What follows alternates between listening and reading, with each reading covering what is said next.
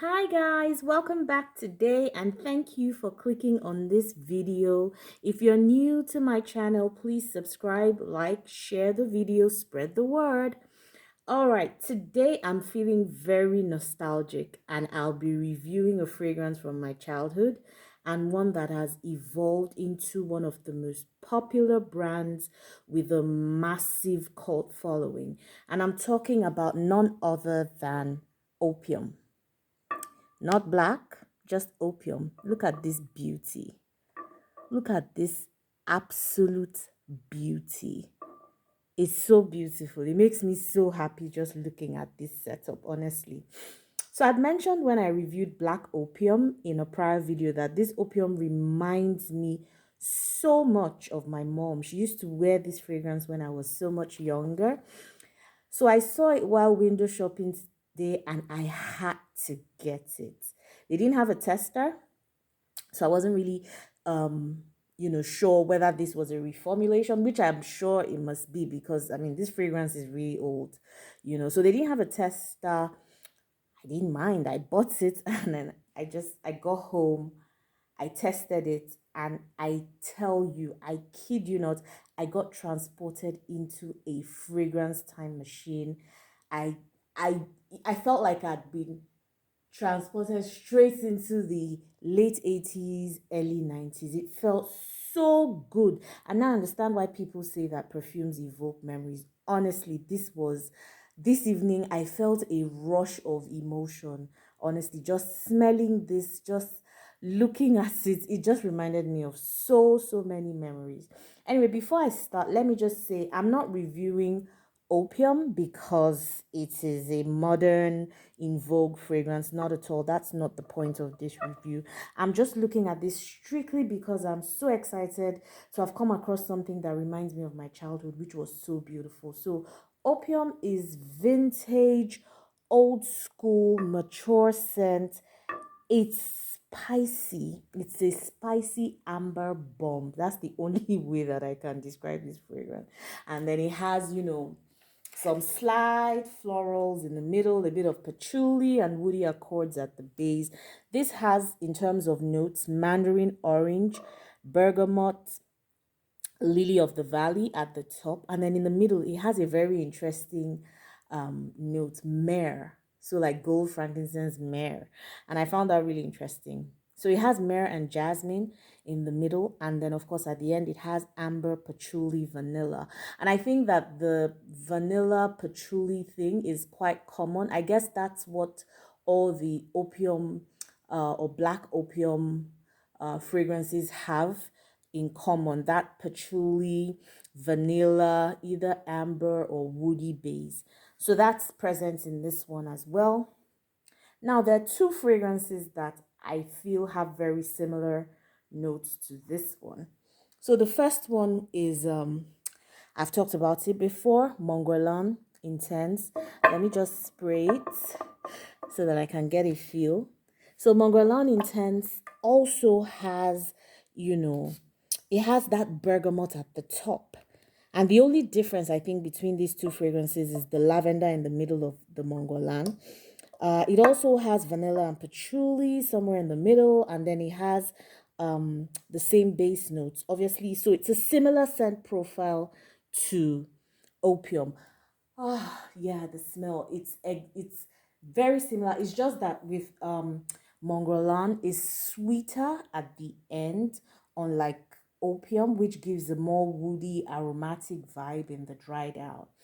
Now, another fragrance that is also very similar, and compares very well with this is Miss Dior. Miss Dior La Parfum. This is the 2012 version, and it has also mandarin orange at the top, amber patchouli vanilla at the base. So again, the same scent profile. Honestly, if you're not a fragrance enthusiast and you just want to, you just want something that smells like this. So old school, ambery, aromatic vibe. Any of these three will suffice. And by three, I mean the opium, Mongolan, and Miss Dior, La Parfum.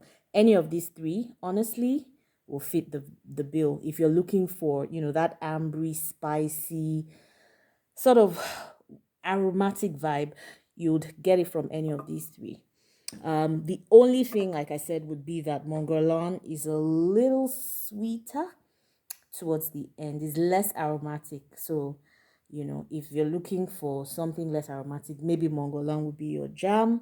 But they've all got similar scent profiles. Now, if I compare it to obviously the more popular Black Opium range, I think it's obviously less youthful. So this is what people call, anyone that smells it will know, oh, this is a mature woman scent. However, I like it because I think, like I said, it evokes a lot of emotion for me. And not only that, I don't mind these types of scents, to be honest. This actually reminds me of what high-end perfumes used to smell like in those, years back when I was much younger. And I can very, very easily spray this today and be confident wearing it, honestly. I don't have any problem with it. Like I said earlier, it has the same base of patchouli and vanilla that the other Black Opium flankers have. And obviously now there's all kinds of mixes. You have the fruity, floral, vanilla thing going on with the other flankers, the Black Opium flankers. So obviously it's a departure from this profile, but I tell you, I kid you not, if you are somebody who, relates with old school fragrances, this is fantastic. I just love the presentation. I love how it looks. It's different. It's just I like it. I think that's the long and short of the story. I really do like it. I know it won't be everyone's cup of tea, so I'm not even going to dwell on it.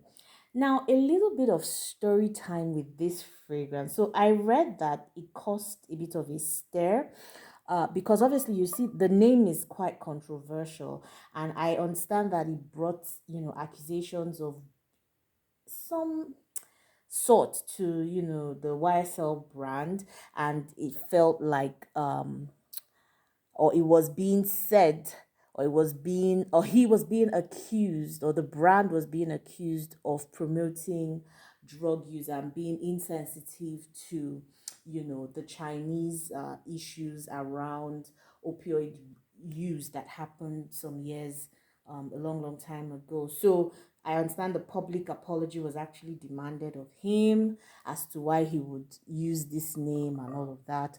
But what that just did was it made the brand more popular. So here we are today. Yeah, and the rest is history. So I really just wanted to come on here and talk about this brand. I totally love it. Apparently, the bottles seem similar, although this wasn't the bottle that my mom's perfume came in. I remember the pack. I know the pack was gold and reddish, but I think it came in a bottle, like a proper bottle. But anyways, this is very similar to the Black Opium bottles in terms of the look and the feel, you know.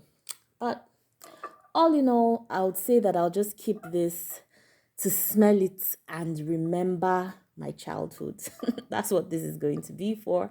And then on those days when I feel like smelling very mature, I will wear it. So thank you. I hope you enjoyed my review of this perfume. I hope it took you down memory lane if you have any memories of something similar.